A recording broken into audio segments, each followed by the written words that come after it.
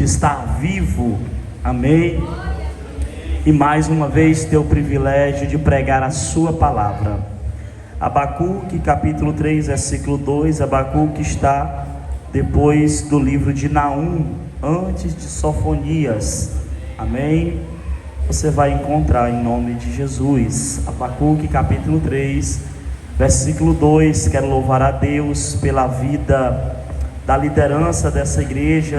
Quero louvar a Deus pela vida do pastor presidente desse ministério. Que Deus abençoe sua vida. Estivemos ali em outra oportunidade juntos e é um prazer mais uma vez estar aqui. Louvo a Deus pela vida de todos os obreiros que estão aqui na retaguarda. Louvo a Deus pela vida do pastor Pedro, que nos fez o convite, amém? Que Deus abençoe.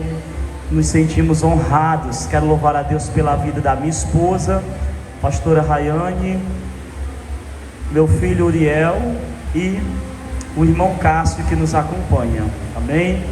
Deus abençoe, são bênçãos de Deus.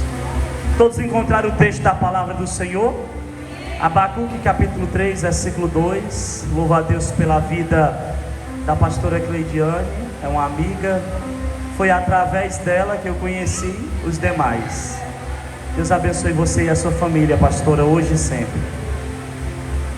Se todos encontraram o texto da palavra de Deus, vamos fazer a leitura da palavra. Diz assim a palavra do Senhor: ouvi, Senhor, a tua palavra e temi.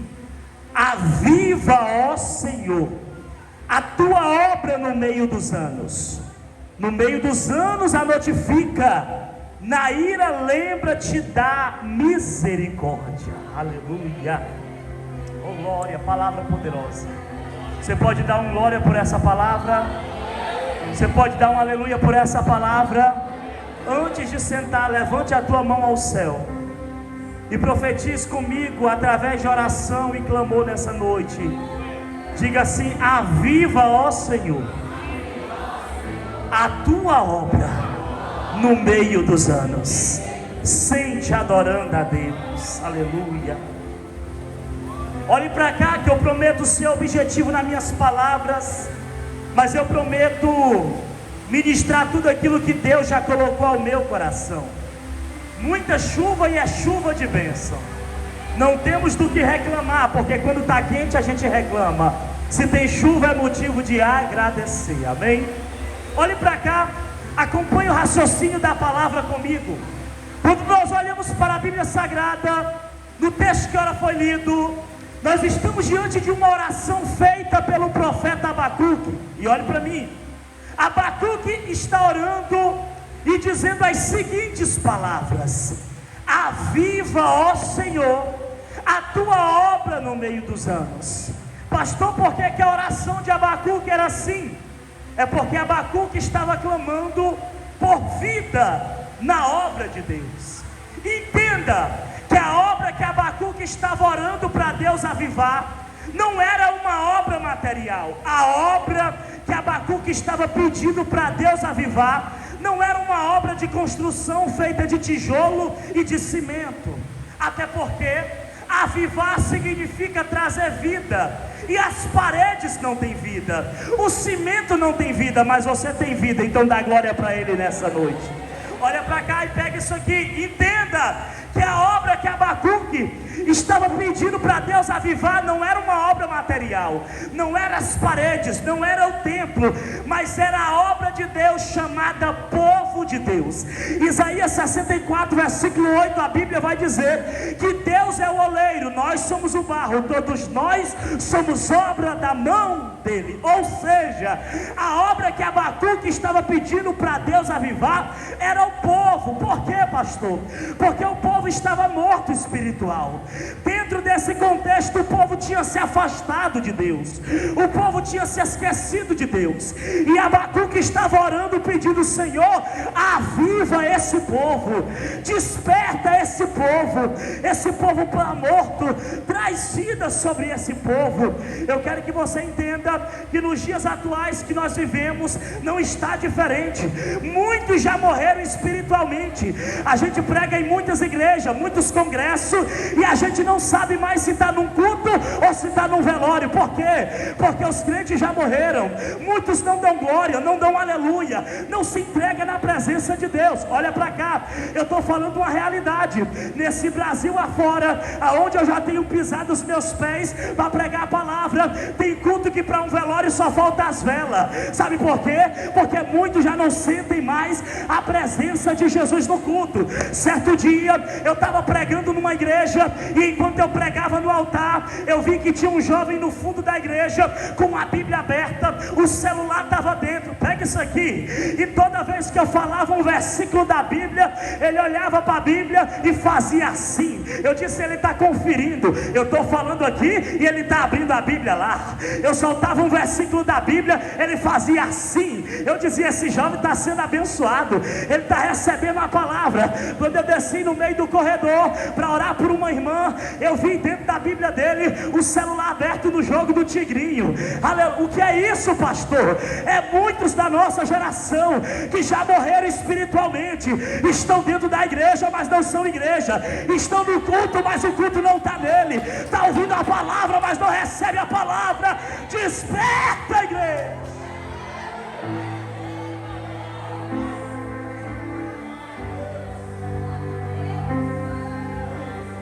Nós vivemos em meio a esse cenário em que muitos têm morrido espiritual, muitos não se preocupam mais em buscar Deus de todo o coração. Infelizmente nós temos vivido em meio a esse caos, mas eu sei e eu acredito na profecia de Joel, no capítulo 2, versículo 28, aonde Joel vai profetizar dizendo: eis que nos últimos dias acontecerá que o Senhor derramará do seu Espírito sobre toda a carne, e os vossos filhos e vossas filhas profetizarão.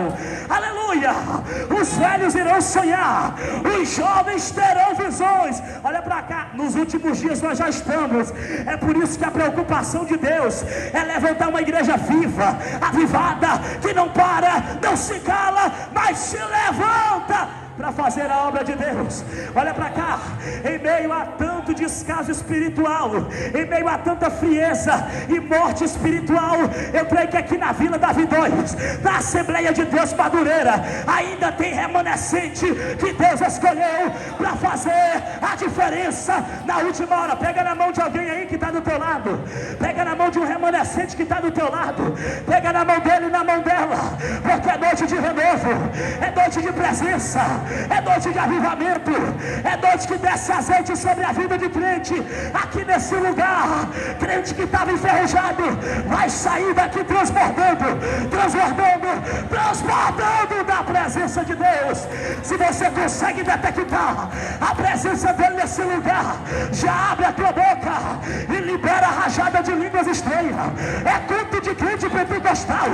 Culto de crente pentecostal tem glória, tem aleluia, tem louvor, tem palavra, tem avivamento. Alguém já entendeu? Alguém já entendeu? Alguém já entendeu? Alguém já entendeu? Alguém já entendeu? É noite que Deus sopra a vida em você.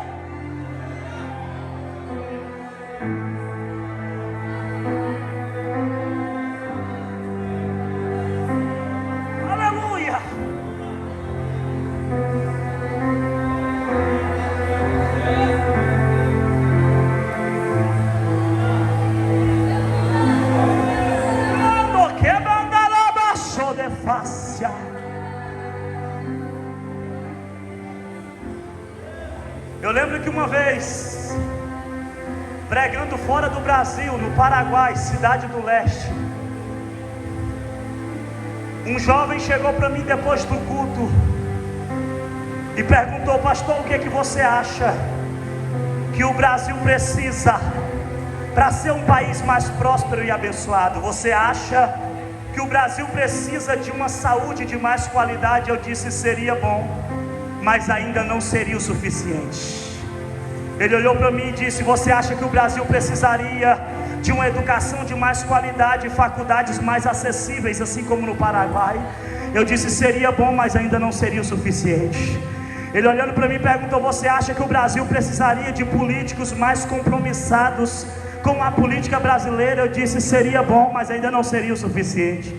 Ele olhou para mim e perguntou e disse: o que é que você acha que o Brasil precisa para ser um país mais próspero e abençoado? Eu olhei para ele e disse: é necessário que a igreja desperte e volte ao primeiro amor. Porque quando a igreja despertar, quando a igreja se levantar, uma onda de avivamento vai invadir esse Brasil, vai invadir essa nação, com glória, com poder, prodígios e sinais vão acontecer. Aleluia. Deixa eu falar aqui: para o Brasil ser um país mais próspero e abençoado, é necessário que o Brasil viva um verdadeiro avivamento da parte de Deus.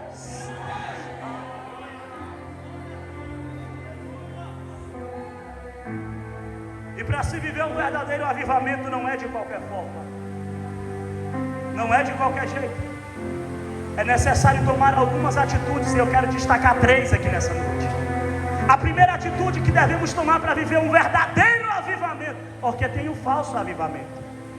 O falso avivamento é aquele que só dura aqui na igreja. Da porta para fora não tem mais avivamento, não tem palavra, não tem testemunho, não tem vigilância. O verdadeiro avivamento não é de qualquer jeito. Para se receber um verdadeiro avivamento da parte de Deus, primeiro é necessário um arrependimento. Porque todas as vezes que o povo pecava contra Deus, Deus mandava o povo se arrepender. 2 Crônicas, capítulo 7, versículo 14, a Bíblia vai dizer: e se o meu povo, que se chama pelo meu nome, se humilhar, orar, buscar a minha face, e se converter, se arrepender dos seus maus caminhos, o Senhor virá do céu, aleluia, perdoará os seus pecados e visitará a sua terra.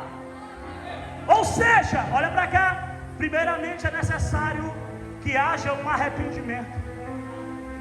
E infelizmente, muitos da nossa geração já não se arrependem mais dos seus pecados. Querem levar a vida com Deus de qualquer jeito, querem estar de qualquer jeito, querem pregar de qualquer jeito, querem cantar de qualquer jeito. E a Bíblia vai dizer, Isaías 51, versículo 2, que os nossos pecados fazem separação entre nós e Deus. Tem muita gente que está separado de Deus e pensa que está na presença de Deus. É como a Bíblia vai falar da igreja de Sardes, que pensa que está viva, mas está morta. Tem gente que já morreu e nem percebeu, mas hoje é noite da chama reacender na tua vida. É noite da chama reacender no teu ministério. É noite que Deus te toma pela mão, te sacode e diz: te coloca em pé, porque eu conto contigo. Arrependimento. Muitos não se arrependem mais dos seus pecados e vivem de qualquer forma. Porém, quando alguém está disposto a se arrepender, Deus está disposto a escrever uma nova história. Porque arrependimento é mudança de vida. Arrependimento não é remorso.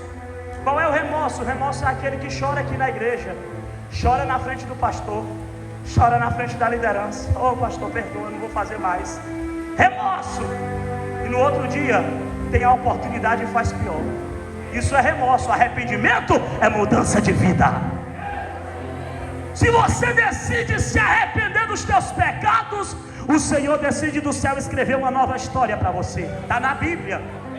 Várias pessoas na Bíblia erraram, pecaram, porque eram seres humanos, mas o Senhor lhes perdoou no ato do arrependimento e mudou a história deles. Está na Bíblia, prova na Bíblia. A Bíblia vai dizer, Juízes capítulo 16, que Sansão é enganado, tem suas 7 tranças cortadas, perde a força do Espírito Santo do Senhor, lá dentro do templo de Dagon, servindo de bobo da corte, sendo jogado para um lado e para o outro, com os olhos cegos, ele se arrependeu, e ele orou: Senhor, só mais uma vez me permita sentir a alegria da tua presença. Olha para cá, Sansão poderia continuar ali da forma que estava, mas o Senhor lhe deu uma última oportunidade na última hora. A Bíblia diz que Deus manda o Espírito desce sobre ele, e agarrado na coluna do templo, ele derruba o templo inteiro. No dia da sua